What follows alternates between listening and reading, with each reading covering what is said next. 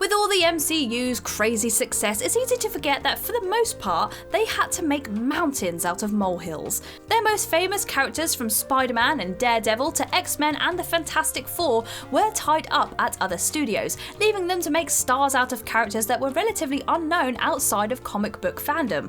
They did so great to effect, turning Captain America, Iron Man, Black Panther, and the Guardians of the Galaxy into some of the most recognizable faces in all of pop culture.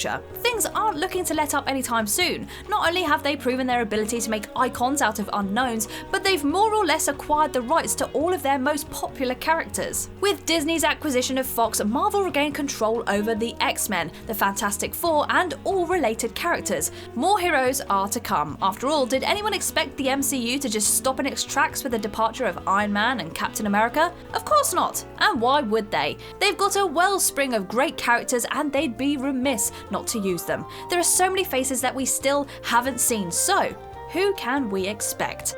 I am Kirsten from What Culture, and these are 10 Marvel heroes guaranteed to join the MCU. Number 10, Silver Surfer. Talk about a perfect fit if there ever was one. With the MCU set to get more and more cosmic orientated in the coming years, how could they not move forward with Norrin Radd, aka the Silver Surfer? Arguably the most famous spacefaring hero in all of Marvel Comics. With Disney's acquisition of Fox, the Sentinel of the Spaceways is primed to make a splash in the MCU. He is often associated with the Fantastic Four, more of them later, with whom he shares a major villain, Galactus. If you think the Fantastic Four and Galactus aren't coming to the MCU, I've got a bridge to sell you. Here's the thing. If Galactus comes, the Silver Surfer has to come with him. The Fantastic Four isn't the only group he's partnered up with though. He's fought alongside Thor, Doctor Strange, and the Guardians of the Galaxy. He's been at the centre of schemes by Mephisto and Doctor Doom. How could Marvel not use him? Number 9, the Young Avengers. The arrival of this group is all but guaranteed. The MCU has been laying out the groundwork for their debut for a while now.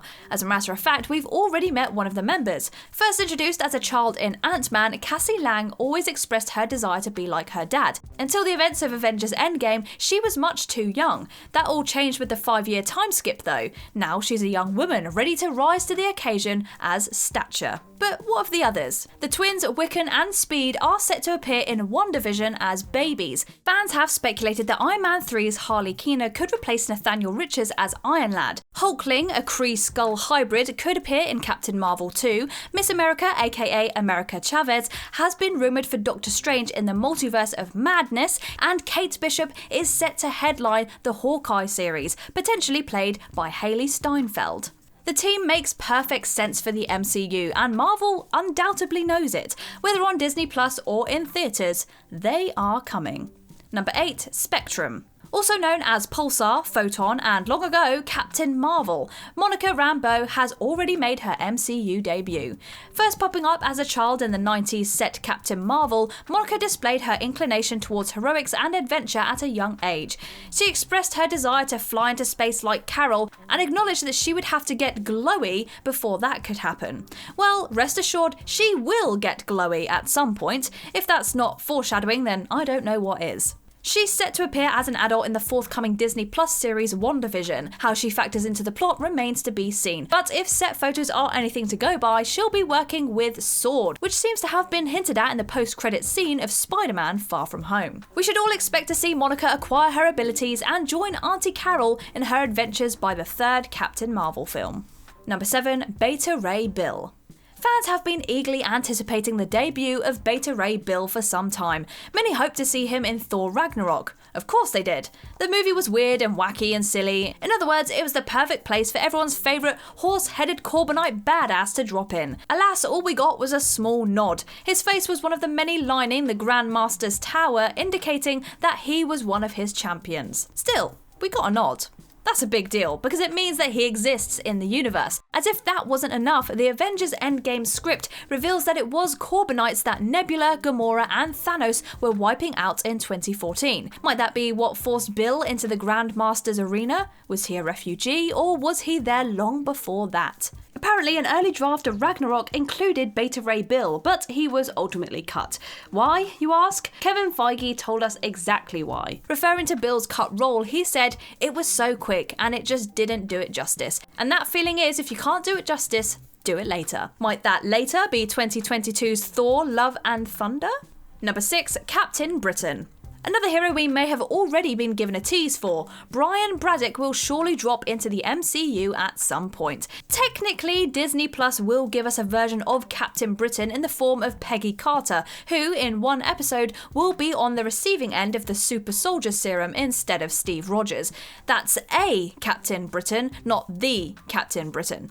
No, it's likely that Avengers Endgame gave us a little tip of the hat, hinting at Braddock's existence very slyly. During the 1970s sequence, Cap slips into a room to hide from patrolling guards, only to overhear Peggy talking, almost inaudibly, with a fellow S.H.I.E.L.D. operative, noting that Braddock hasn't checked in. With powers tied to the magic and lore of his homeland, Brian Braddock joins the Captain Britain Corps, an interdimensional group of multiverse protectors sworn to keep their respective worlds safe. That sounds like a good fit for something. Any particular upcoming film? Perhaps one in which the protagonist goes into a multiverse of madness, perhaps. You get it. He has been rumoured for the upcoming Doctor Strange sequel, and that only makes sense. Get ready for Braddock's big debut. Number 5, Ghost Rider. Ghost Rider finds himself in a peculiar place. He's somewhere between A-list and B-list. He doesn't have quite the same pop culture clout as Spider-Man or Wolverine, but he's not as obscure as pre-MCU Captain America and Thor. He's a famous character in the world of comics, but his cinematic outings have been, well, lackluster. Audiences were assaulted by 2 Nicolas Cage Ghost Rider films. The Robbie Reyes version of the characters on Agents of S.H.I.E.L.D. got a warmer reception and was actually set to be adapted as its own Hulu series, which was ultimately axed. An unnamed Johnny Blaze briefly appeared in his Ghost Rider form during a flashback of Agents of S.H.I.E.L.D. as well. There have been rumours swirling for a while that the Spirit Avengers is inbound for the MCU, and current rumours suggest that he will appear in Doctor Strange in the Multiverse of Madness. Hopefully the MCU can do him justice in a way that Sony never could. He's a badass character and easily one of the most visually distinctive heroes in all of Marvel Comics. All he needs is a good film to elevate him to the heights that he deserves. Number 4, Nova. It's actually quite surprising that Nova hasn't debuted already. The Nova Corps made their debut in Guardians of the Galaxy, but Richard Rider, the hero that we know as Nova, has yet to pop up on screen. That may be set to change soon. One of the Marvel's premier cosmic heroes, Nova has aligned himself with other Marvel heroes on multiple occasions, including the Avengers, the New Warriors, the Defenders, the Secret Avengers, and the Guardians of the Galaxy. He's a prime candidate for any of these teams. In the comics, Roman Day, played by John C. Reilly in the Guardians of the Galaxy, chose Ryder to be his successor after the Nova Corps were wiped out. As mentioned by Thor in Infinity War, Xandar, home of the Corps, was decimated by Thanos. Perhaps that can be used to set up his MCU debut, with a flashback showing us what happened. Number 3, Namor. This list has contained a couple of characters whose existences has been teased, but none quite so blatant as Namor. The first clue as to his existence came all the way back in 2010, when in Iron Man 2 we see a little blip on a world map in the background. We see 7 blips, actually. One is in Wakanda, and one is smack dab in the middle of the Atlantic Ocean. Then, in Endgame, Okoye mentioned something about an earthquake off the coast of Africa. Though the writers initially dismissed it as a non-tease, they recently confirmed that it was, in fact, intended to reference Atlantis. It's telling that the first teasers for both Atlantis and Wakanda came not just in the same film, but the same frame of the same scene. It's almost as if their cinematic destinies are intertwined. Namor and Black Panther have had a long, contentious history in the comics, so many fans have speculated that Namor could serve as the villain for the Black Panther sequel. That theory may well hold water, not unlike Atlantis. Number 2, the Fantastic Four. If there's one team that have been consistently abused, mistreated and mishandled on the big screen, it's Marvel's first family. The first 2 were nothing to write home about. When Fox announced a reboot, fans thought, hey, can't get any worse, right?